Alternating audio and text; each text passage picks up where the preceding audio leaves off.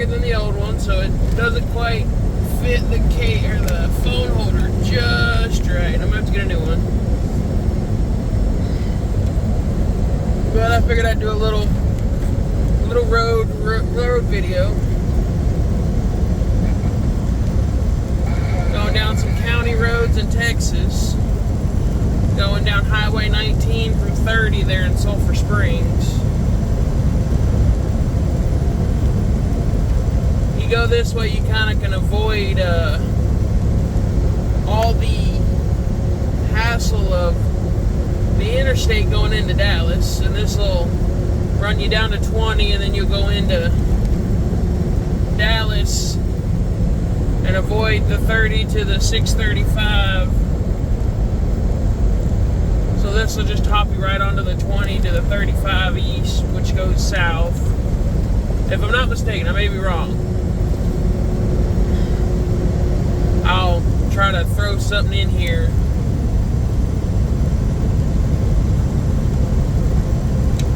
Yeah, I think this will be like the third video I've done with the phone, but I've not said anything. Or no, this will be the first recorded video. The last two I've edited with the phone.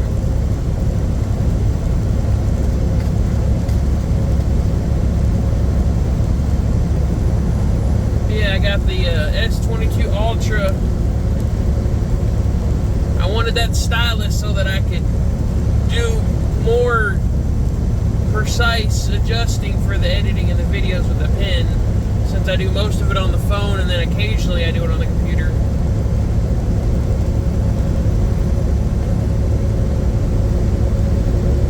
Yeah, I figured I'd just give you some country roads in Texas.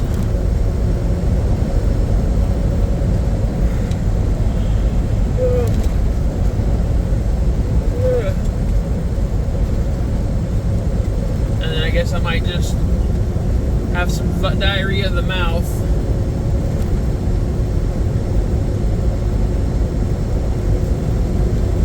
So, if you've watched any of my videos, you know I'm a new driver. I've only been doing it for about 2 years, which most jobs, you've done them for 2 years, you know them inside and out. I'm going to say from my point of view, trucking's not that way. Because, in my opinion, about 75% of it, you can't be trained. You can be given an ideal of what to expect, but there's so many things that can happen that can't be trained, because it's a what's the right word to use?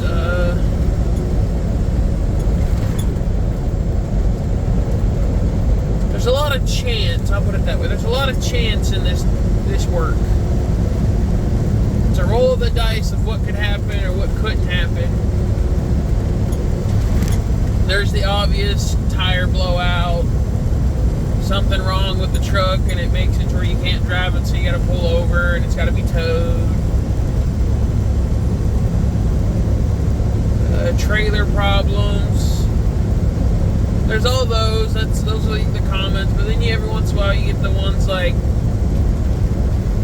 when you have problems with, say, the steps on the side of the truck. They're nothing that's going to keep the truck from driving, but it's going to keep you from getting in and out of the truck.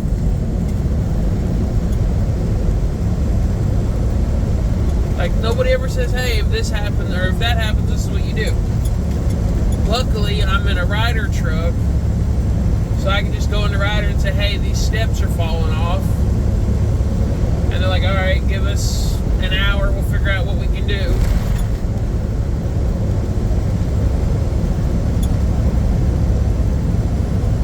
Or there's always the scenario of the seals on your glad hands. And if you don't know what glad hands are, they're the airlines that you connect the truck to the trailer, because in semis, the brake system isn't a hydraulic, it's an airline. Which, if I'm not mistaken, it's it's a stronger, better option in the sense that you don't have to worry about losing fluid. And then in the colder climates, it doesn't gel. And in the warmer climates, it doesn't boil. So it's kind of one of those, not the newest technology, but the most used in, you kind of already, everybody kind of knows what goes on with the air brakes. Like, you're not going to get something new in an air brake situation. Like, you hear if there's an air leak, so you know if your brakes are going to work or not. You've got a gauge on the dash that says that you're not holding air pressure, or you're leaking air pressure if you can't hear it. Things like that. But that's a whole tangent that I'm not going to get into, but it's one of those things that you never really get taught in training or in the school. We'll put air quotes on that, schooling to be a driver. Though I gotta say, my company that I went through, I'd say my class of 2 people for 4 weeks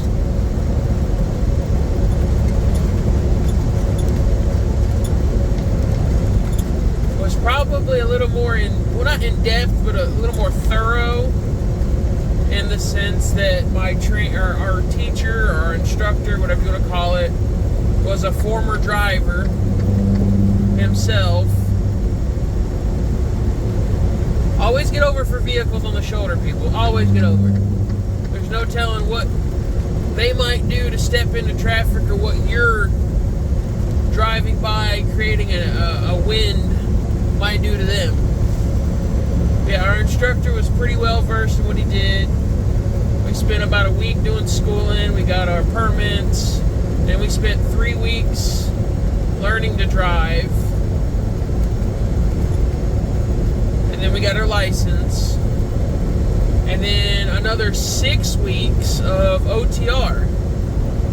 From what I hear most people saying, like, most places only give you like 3 weeks or 2 weeks. It's like, here, you're going to learn the gist, go on.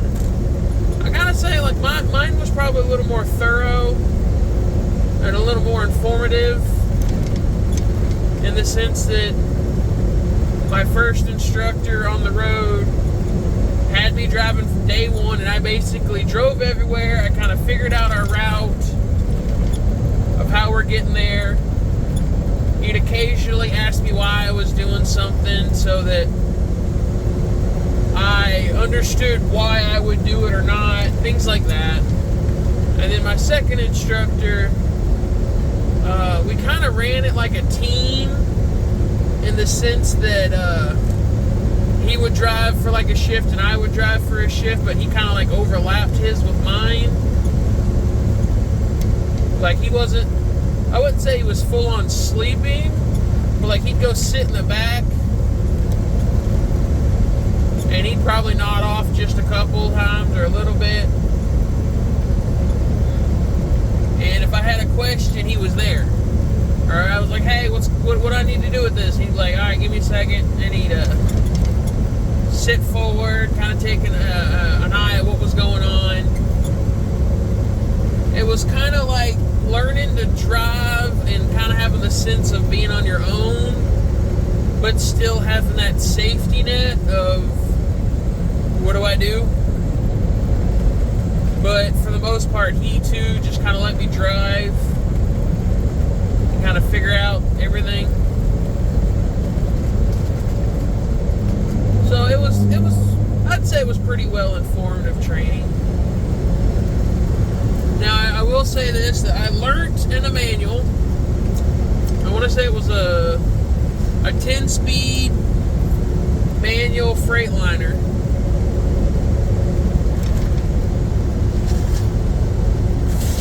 Sorry, coffee.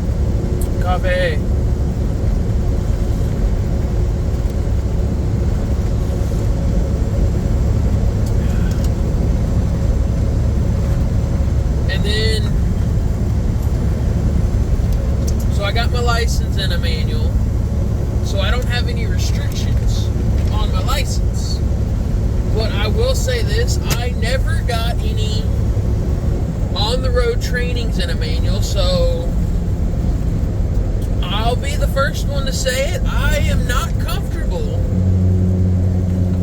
Well, let's not say comfortable, because that's kind of tofu fairy. I am not confident in pulling a load in a manual. Mainly because I overthink things a lot. And I've seen a lot of incidences in like the news and online where people were going down hills or up hills and they messed up. We'll put it that way. They messed up and something bad happened. That incident where that driver killed all those people and got 101 years being the prime example.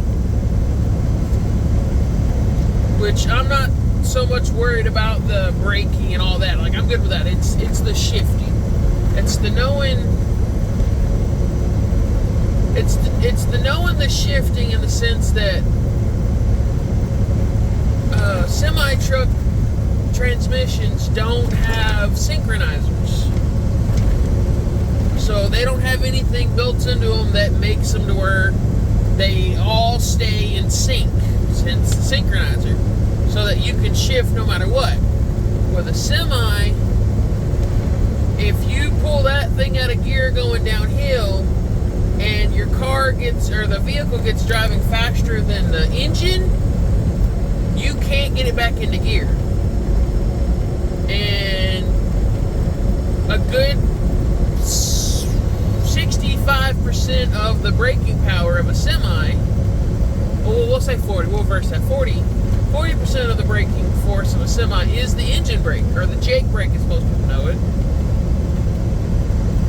on top of the actual brakes.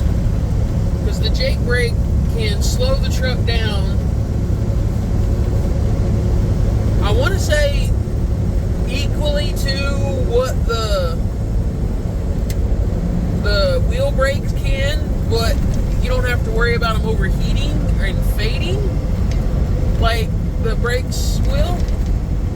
I'm not 100% sure on this, so don't take my word for it. This is just my understanding. Like, you can lose your brakes by pushing on them too long, too hard, and overheating them.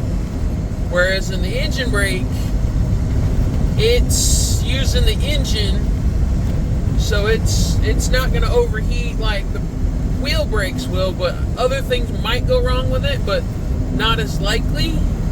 Again, I'm no expert, so this is just me spitballing.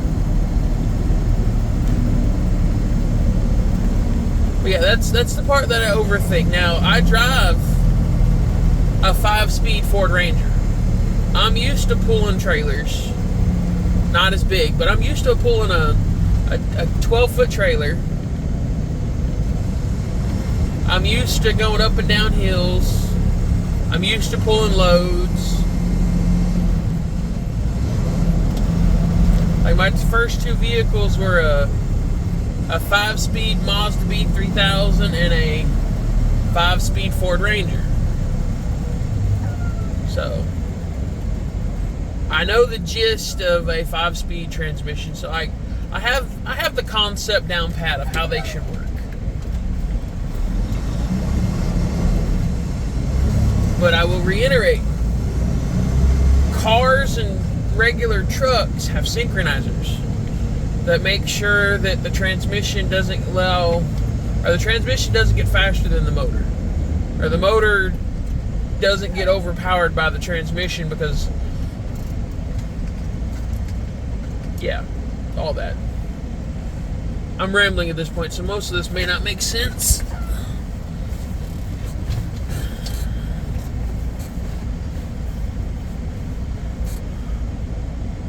But yeah, that was a whole tangent there, about 5 minutes of it that I probably could have avoided, but hey, you gotta figure out stuff to talk about when you do these vlog-like videos.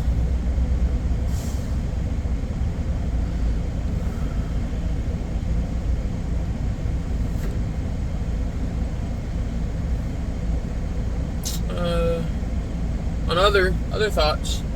I should be changing routes soon. Like, no more Texas for me.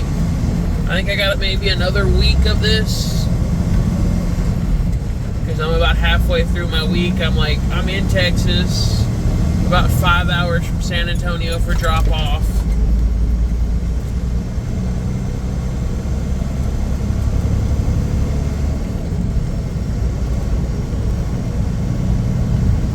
So I might make this run one more time next week and then the week after.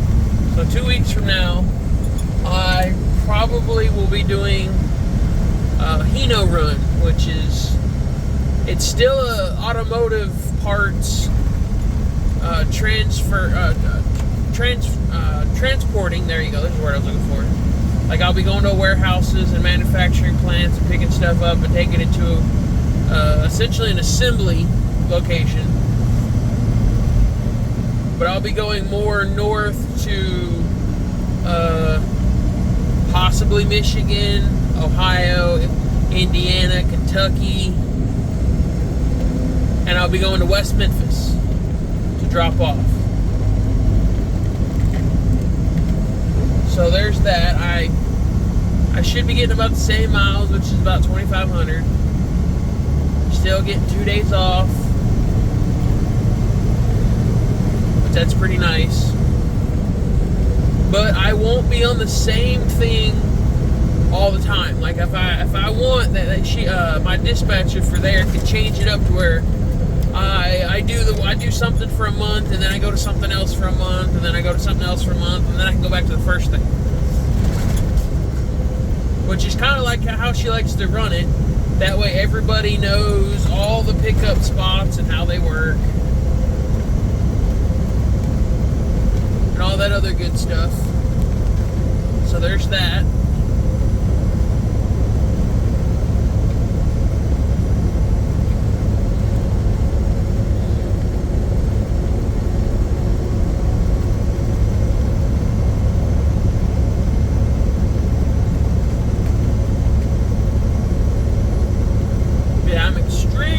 Excited about that, because this 2 days to make a delivery has wore me out for the year I've done it.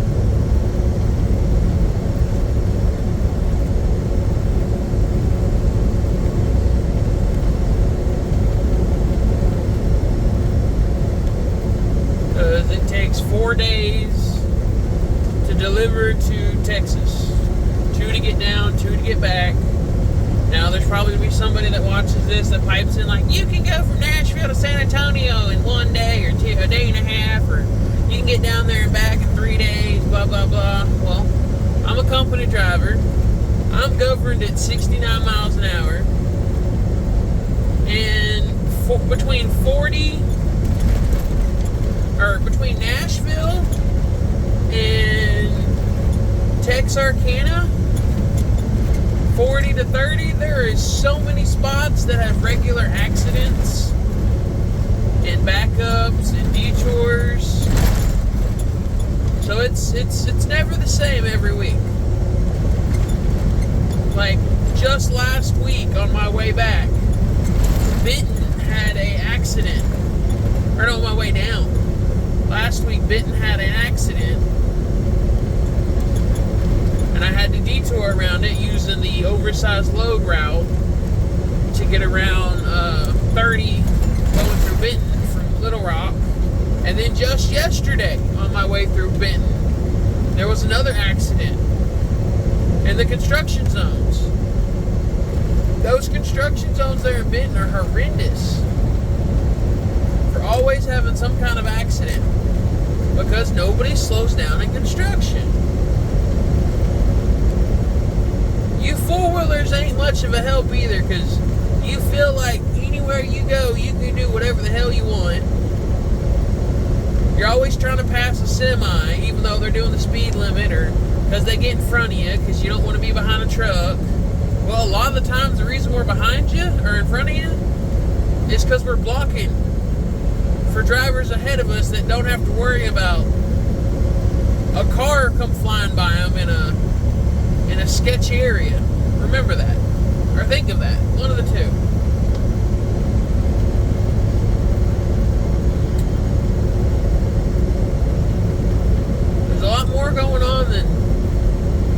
people apparently realize or think, especially with all these people that get bored and start playing with their phones while they're driving. I'm like, if you can't pay attention to drive for the few hours a day that you drive, you really need to rethink your priorities in life.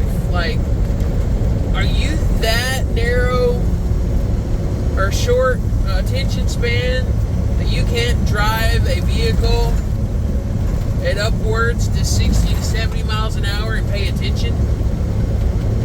That you need to have your phone in your hand playing with it? Like, come on, people. It's not worth the hassle half of you guys do.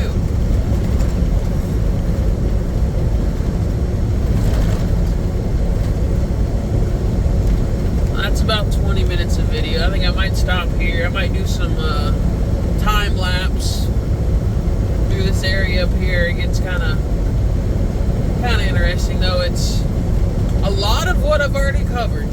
It's just spread out. It's kind of all looks the same. You can obviously tell that when they put this road in here, they just blazed the trail through the what would be the proper word? Wilderness? Would it be wilderness? Would that be the correct word to use for this? That way you sound a little more intelligent. Or they blaze the trail through the vegetation. Something to that effect, yeah. Yeah, they just cut this through the middle of nowhere. Yeah.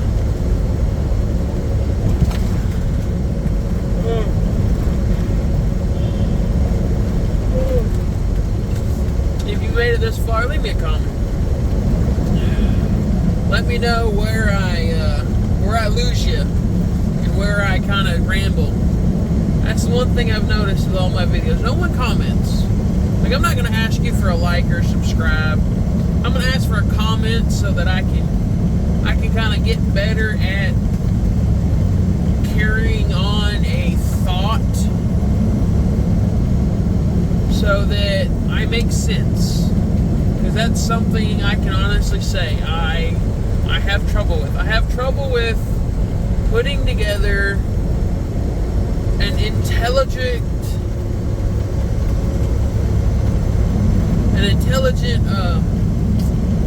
followable rant or conversation, whatever you want to call this. Like, I am not the guy that you call to help write your essay. I'm the guy that's going to come to you. But yeah. Leave a comment. Tell me how I'm doing.